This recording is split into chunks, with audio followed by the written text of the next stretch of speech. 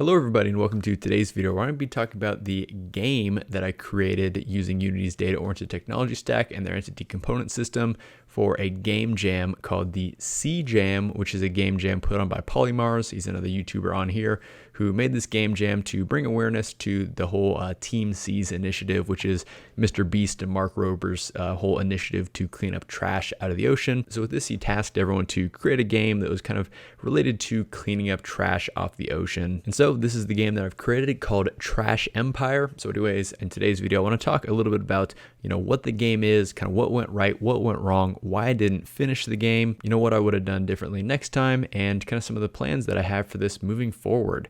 So anyways, without further ado, I'd just like to say if you do enjoy today's video, I'd really appreciate it if you hit that like button. Also feel free to subscribe to the channel for lots more videos about Unity's data-oriented technology stack and their entity component system. Of course, if you do have any questions for me, suggestions for future videos, or if there's anything that you want to learn more about this project, feel free to go ahead and post that all down in the comment section below, or join us over on Discord over at tmg.dev/discord. So anyways, let's talk about Trash Empire. So as you can see, it's kind of like a city builder style game, the way it works, but we'll get into that in a sec. Anyways, we can kind of zoom in on the beach here and you see that there are all these trash here across the beach. I think there's like 10,000 pieces of trash that I, kind of randomly spawned into the world, and it just gives this like look of a nice, dirty feeling beach, which is, exactly the kind of thing that I wanted to be going for here. So anyways, you'll notice that there are also a bunch of workers and trash bins kind of scattered out throughout the world. Basically, the idea is we can select these different workers. We see we get this nice little selection ring around the workers that we have selected. And then what we can do after that is actually set kind of like a patrol area that they want to, clean up trash off the beach. So, this is, I don't have it, completely finished, but this is just kind of for me. I can press the number 1 key, and then basically we have this like selection area. So we can, just kind of like put where we want this selection to go. Ended up using a custom shader with Shader Graph to implement this.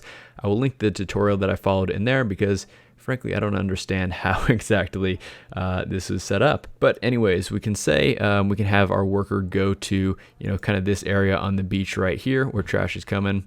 And we can kind of zoom in and you'll see that as they walk through the trash, they're pushing all this trash away. Everything is basically physically existing in the world. All these entities are dynamic physics objects that can be all, pushed around and interacted with each other. So you see this worker will just kind of clean up trash off the beach until their basically capacity is full, which I think their capacity should be just about full any moment now. They'll kind of stop picking up things off the beach. And yeah, so you'll see that their capacity is full. And so they're just kind of waiting around because they haven't been instructed actually where to drop this trash off. So we'll just go ahead and select this worker again, and I'll press the number 2 key, and we can basically assign the worker to go to any of the trash cans. We'll just go to this closest one here. And then you'll see that the worker here will just start making their way over to the trash bin. And then once they get over to the trash bin, they're going to, put all the trash that they have carried in the trash bin. Depending on how much they have carrying, it'll take, a certain number of seconds to, actually deliver that trash. Once they're done, they're just going to go back to their kind of, patrol area and start cleaning up trash again. So that's kind of like the main things that I have implemented in the game. And of course, we have a total of 64 workers on the beach because we're going to need a lot of workers to clean up all these pieces of trash. So we can just go ahead and, assign a bunch of workers to these areas around here. It's kind of a fun little game, actually. Again, it's not totally complete, not completed to the level that I wanted to. I really overscoped this project. We basically had the entire month to create this game, and I, of course, left it all to the last minute. It turns out November was a really busy month for me. But, let me give you an idea about some of the things that I kind of wish that I was able to implement into the game. So you see there's kind of this road here. So I really kind of wanted maybe some like trucks to come by and pick up trash out of the trash bins. And then basically what would happen is they could, drive along this road here. And obviously it would be much faster driving in a car than for the workers to actually manually bring the trash all the way up here. But you see they'll go across, a little bridge across that river and then, come back around and there's another bridge on the other side and they'll come up. And then we get to here where we have a nice American flag as well as a couple of buildings. And then this is kind of the like recycling center, which has a nice oil rig at it for some reason. But so yeah, basically, the trucks would kind of come in through here and then they deliver the trash. The idea was for every pound of trash you delivered to the recycle center, you'd receive $1 of money. And that kind of like coincides with the TeamSeas, every dollar that you donate equals to 1 pound of trash cleanup out of the ocean. And then so the idea would be, once as you bring more trash to the recycle center, then boom, you can come back down here. You can recruit more workers. You can recruit more vehicles like trucks and stuff like that. And I also wanted to, to have like a bunch of trash floating out in the ocean. And then you could, actually have boats go out and start cleaning up trash out of the ocean, set the patrol areas on them, and basically just build out your trash empire. So that's what it's called, Trash Empire. And then as we come back here, we can see that these workers were hard at work cleaning up the trash. We see that there's a nice, clear spot of trash off the beach here. So that is fantastic. Of course, if we do want to ever change, kind of the patrol area that these guys go to, you can just hit the number 1 key and they can move them again. So anyways, let's talk a little bit about what went right during the development of this. Let's kind of stick with the positive things at first. So one thing that I was pretty happy with, what I came up with, was for unit selection. Basically just kind of using some physics raycasts, using the new Unity physics system to kind of raycast into the world, and we basically select these units here. You see that this little ring appears around the workers that we have selected. So, we can select different workers and it'll basically follow them as they're moving and as they're selected here. Basically, this uses kind of the same shader that I've set up for this kind of like ring here. Again, I will post some references to the tutorial that I followed down in the description below. Also, I did actually have most of a multi-unit selection system set up. Decided not to go forward with it for a couple of reasons. But that being said, I do want to make some more videos about unit selection and how I actually accomplished this in this video, because I think there are some kind of interesting topics in that. So I'm going to do 2 different videos, one on just this like single unit selection like this, as well as a multi-unit selection where you can drag to multi-select units in Unity ECS. Now, another thing that went surprisingly well was pathfinding. You'll see that I have, all these workers basically walking around this beach and kind of this low poly terrain that I have set up here. Basically, there are a number of different ways you can accomplish pathfinding inside of Unity ECS. Not all of them are, completely finished and polished as of right now, but there are a couple that I did want to mention. So there's one, which is the Unity's nav mesh query, which is something that's basically built into Unity. It seems like very low level and complex to implement. There's another YouTuber who has some videos on this. His channel is Forging Station. I'll provide some links to his videos on that. But I know he was having a bunch of problems when he was implementing it at first. And so I was like, okay, I definitely do not want to, open up this headache while I'm, just developing this little game jam project here. So then the next one that I took a look at was the GitHub library called .nav. And it's kind of an interesting one. It's kind of like a, third-party one built by someone.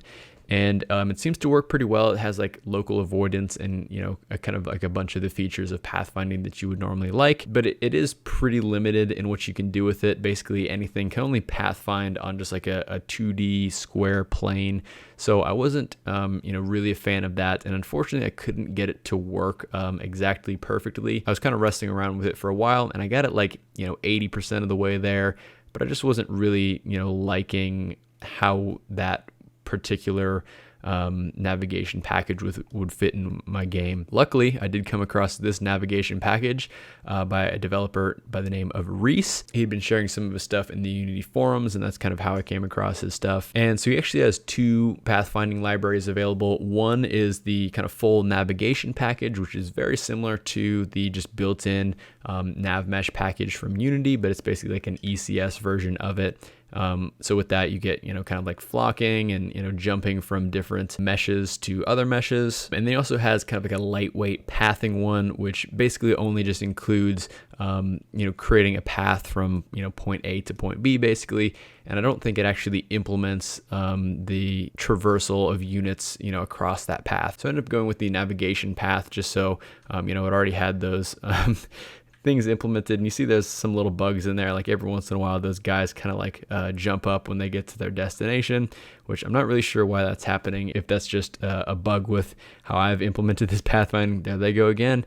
It doesn't happen all the time, but every once in a while it does, and it's just one of those bugs that's like, it's not game breaking, but it's just funny, and I think it adds to just kind of like the silliness, kind of like low poly cartoon nature of the game. And you can kind of see how this pathfinding is set up. It basically just has this big massive nav mesh here, and you'll see there's like, you know, kind of cutouts for where it gets too steep.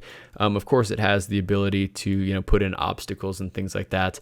I don't really use that in here, but I did use it kind of in my test scene because I thought that was something that I might need if I were to build out, you know, the much bigger scoped project that I had initially intended to. And then the other thing that went pretty well that I was super excited about was actually implementing a state machine. So this was the first time that I implemented some form of a state machine inside of Unity's entity component system. And I liked it quite a bit. Basically, the way that I have it set up, as you'll see in onCreate, I do a require singleton for update. So in this case, it's looking for anything with the unit select state tag. So that's basically attached to, I kind of have like a game state controller that has these kind of singleton tags here. And then so whenever that tag is on that particular entity, this system is going to run. So this system in particular allows us to select entities within our world. Now, when an entity gets selected, this system is still active, and I wanted that intentionally so I could basically use the logic in the system to select other entities or deselect an entity when an entity is already selected. Now, the cool thing is when we change into another state, for example, after we've already selected an entity, and then I press the number 1 key, which allows us to kind of set the patrol area. Actually, what happens on this is we have some logic that happens in the onStartRunning function. Now, this onStartRunning function, it ends up being called every time we enter into this state. Again, just because this is how I have the require singletons for update set up. So when this particular tag is added to, you know, the particular entity and we enter this state, then this onStartRunning function is going to run basically every time we enter this state. So what that means is inside the onStartRunning function, I can actually instantiate that kind of selection radius into the world. And then in my update function, then as I move the mouse around, then it's basically going to, you know, follow the position of that. And then finally in the onStopRunning, when we actually exit out of the state, then it's actually just going to destroy that selection entity. So it's really clean. We kind of just like use the built-in event functions to, you know, kind of control this state machine here. So that's something that I was super happy with. I do absolutely want to make some more videos exploring state machines. I know this is something that some people have asked for some more videos on. I'm happy to actually have implemented one here. I do want to do a little bit more research into, you know, figuring out kind of how to do some of the best practices for, you know, data-oriented design and using their state machines. But I think this is a really great experience with taking a first stab at using a state machine. There were a couple problems with it, which I will get into later. So now we can kind of transition into maybe some of the things that went wrong during development and, you know, kind of some of the challenges that I faced. So one thing that was kind of difficult for me was Unity's physics package. Unity's physics package for DOTS physics is still, you know, very much under development. And unfortunately, there were just kind of some things just that were working, you know, a little buggy, and they didn't work, you know, exactly as easily and as seamlessly as I would have liked them to. I'm pretty confident that these things will all be cleaned up in the near future, in the, you know, future releases of the Unity's physics packages. But unfortunately, I did kind of run into some frustrations with that all. But again, I did get it working to the point where it basically everything in the game functions as I need it to. It just took a little bit longer than I would have liked to actually get to that point. Now, one of the examples of this is the Unity physics package is a stateless system. So this means there aren't necessarily any states so that we could have like parallels to like an on trigger enter and an on trigger exit that we would have in regular Unity programming, but rather we have these kind of like trigger events, and basically, you know, at the beginning of when an entity enters into a trigger, you know, all the way through until when it exits the trigger, you know, these trigger events basically keep being triggered. So we have to actually add in some additional logic to, you know, determine whether this is a new entity entering like in an on trigger enter, as well as like an on trigger stay state, and so on. And so I ended up having to use this script, which came from the Unity physics samples. And it's kind of a long script. I think it's like over 300 lines or so. And this basically allows us to kind of get like the states of these physics events, so we can actually kind of track whether this is like an on trigger enter or an on trigger exit, which is something that the game relies on to keep track of how much trash is in a particular region that we've selected a unit to patrol. And I thought about, you know, just kind of like implementing this on my own, maybe taking some kind of code from here and doing that. but it actually is a lot of really complex code, and a fair bit of it just kind of flies right over my head. So luckily I was able to basically just use this script from the physics samples and bring that over into my project, and I was able to kind of hook into the physics states here to do what I needed to do. Again, it was something that just, kind of took a little bit while longer than I would have liked to do. But now that I have it working, it's all set. Now, talking about some of the issues that I encountered during development, a fair bit of this came down to me just kind of being lazy towards the end of development, and just kind of implementing a bunch of systems without really paying attention to the system update order, as well as what has access to what, and that kind of ended up being a challenge for me to unravel. I will be making some more videos in the future about some things that I learned about why it's important to just keep in mind when your systems are updating, how you're updating them, and dependency management and all that stuff. So, there's some good, real nerdy topics that we can get deep into that I think will be really interesting. But unfortunately, because of, my laziness and all that, I ended up getting into kind of some nasty bugs as I started to make some builds of the game. And unfortunately, there was actually a point where I considered renaming the game from Trash Empire to Crash Empire, just because it was crashing so much on me. Unfortunately, the bugs that I had encountered were happening inside of bursted jobs, and basically the only way that I could really debug those was by turning off burst. And I basically actually just turned off burst for the entire game. I'm wondering if I could have debugged those a little bit better if I just turned off burst for the particular system that was giving me issues. But that was just a really, really painful experience to try and debug that, because when I had to turn off burst, the entire game was running at half a frame per second. So that means, there was like about a 2-second or greater input latency from, when I clicked or when I moved around or anything like that. The particular bug that I was encountering basically was only happening, I think, when, a bunch of workers were trying to pick up the same piece of trash. And then, I had thought that I'd put some checks and balances in place for, that not to happen, but then I ended up having to put in some extra things once I figured out what was going on. But that was just like a real pain. It would take like 10 minutes at a time for me to, after I made a small little change, to come back and test out to see if those changes had worked. So talking about things that I might have done a little bit differently if I were to do this again, the number one thing is that I would figure out a better way to do debugging. Maybe I'd have a specific debug scene, or again, just figuring out if just turning off burst on the particular system or job that was giving me issues would be able to throw that error much more easily without having to turn off the burst compiler on the entire game. Also, I would have absolutely scoped the game appropriately. This was, a very big scoped game, and I kind of knew that going into it, even at the beginning of the month when I knew that I wasn't going to have really a whole lot of time to develop it. I was like, this project is going to be big, but, there were a number of reasons that I wanted to really make this project. And so for that, we can kind of transition into some of the plans that I have moving forward for this project. I really wanted to make kind of like a city builder or, simulation RTS style game, because I think that it really shows off what dots can do. And, I know a lot of the people who are looking into dots and ECS, they're making these types of games. So I wanted to, really just go through this experience, even if it was on a small scale, to, kind of understand, some of the basic problems that you might run into if you were developing this type of game. And I do think this gives me a bunch of further areas to explore. I know I mentioned some things that I'm going to be making some more videos on, such as state machines, unit selection, pathfinding. I think there's a lot of really cool and important things that were brought up during the development of this that I learned, that I can bring on to create more videos and teach more about. So I think this was a good initial stab at a lot of different things for me.